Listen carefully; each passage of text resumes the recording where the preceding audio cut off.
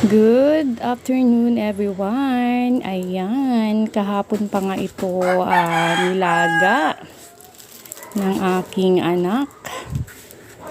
Ayan, para maalis yung mga buhok-buhok o ng manok.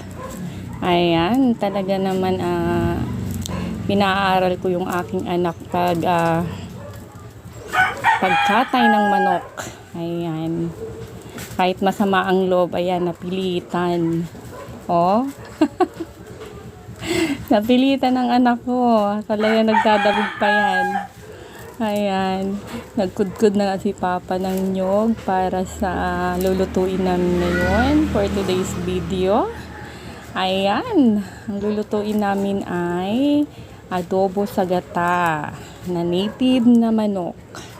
Ayan, ready na ni Mama lahat na kailangan niya. Yung papaya, paminta, sibuyas, bawang sa paggisa at ang luya. Ayan, may magic sarap na rin at bitchin, asin. Yan yung mga kailangan niya at dalawang gata na rin. Yung unang gata at pangalawang gata. Ayan, pati yung manok, ayan, hinugasan niya na nga yan at nilagyan ng paminta na rin. Ayan. Yan yung ulam namin ngayong tanghali. Ayan. Alam mo ba si Papa? Alam nyo, si Papa ay maraming alagang manok sa palayan namin, sa gitna ng palayan. Kaya kapag walang ulam ay kumukuha siya ng native na manok doon at kinakatay. Ayan, yun yung kagandahan dito sa Bicol. Talagang di ka mawawala ng pang-ulam. Kasi andyan lang sa tabi-tabi yung mga gulayin, mga seafoods, mga tuyo, ganyan. Magtuyo ka lang. May ulam ka na. Pumunta ka lang sa dagat, meron ka ng shell na makukuha. Pumunta ka lang sa bundok, marami ka nang makukuhang gulay. Ayan, yan yung kagandahan dito sa probinsya. Talagang pag masipag ka lang magtanim, meron kang aanihin. Ayan, nagisa na nga si Papa niya si Mama ng luya at bawang sibuyas na rin. Ayan, ang sarap ng amoy. Talagang parang nakakagutom. Ayan. Yung anak ko ay talagang pinaaral kong ng mga gawain bahay dito para habang maaga marunong na siya, kasi hindi buong buhay niya ay nandyan kami palagi sa tabi niya. Kailangan matuto sila ng mga gawain habang maaga. Kaya marunong na yan maglaba, marunong na yan yan pinapabantay ko sa tindahan pag may gawa ako. Marunong na sila dyan. At yung panganay ko ay sinasama ni Papa sa palayan para matuto sila. Kahit pagkatay ng manok, ng baboy ay tinuturuan din sila. Ayan. Kasi lahat naman ang gusto nila ay nakukuha naman nila eh. Ngayon nga yung anak ko ay mag-aaral sa DAET. Doon na pinaaral ng asawa ko sa DAET at siya na daw ang bahala. Ayun.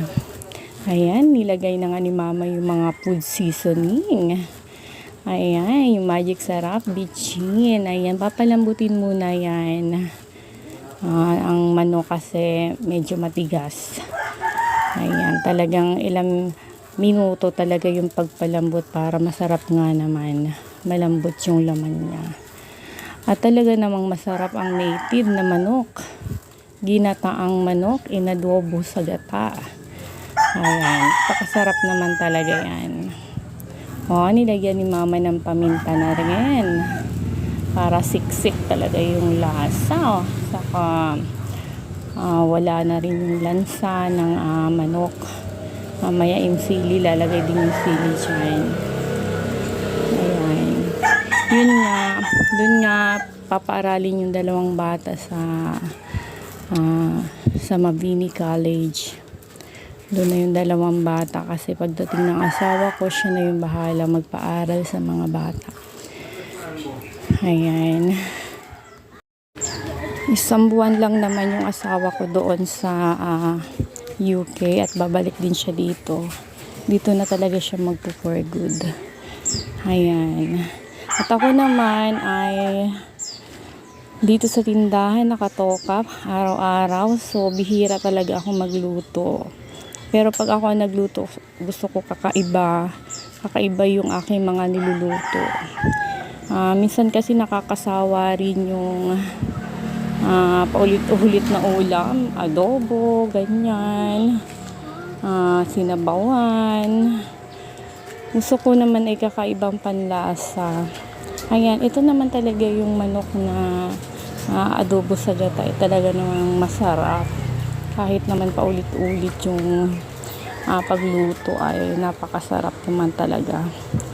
Ayan, talagang mapapa-unli rice ka pag ganito ang ulam mo. Talagang pinalambot siya ni mama para masarap nga naman. At ayan, nagmamantika na nga siya. Talagang pinalambot siya ni mama bago ilagay yung unang gata. Inuna niya yung pangalawang gata. Ayan. Ayan. Lalagay na nga ni mama yung gata dyan. Yung unang gata.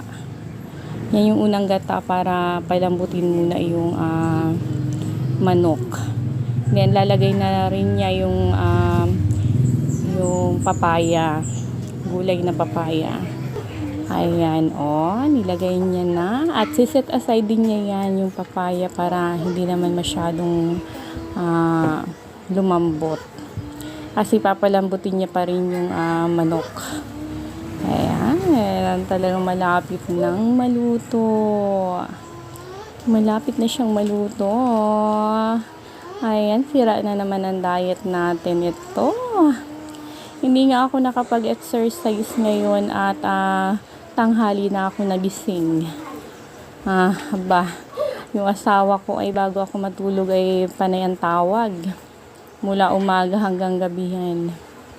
Ngayon maya ang tawag niya pag wala lang siyang ginagawa. Ayan, kahit bago matulog, tumatawag niya yan.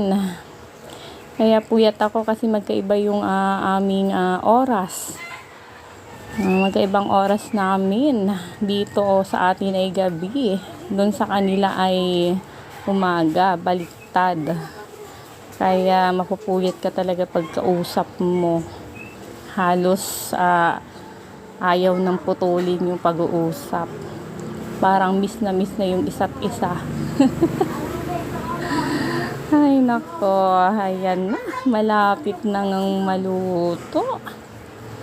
Ayan, pinakulo lang ni mama konti at nilagay na rin yung sili para alis yung lansa ng manok.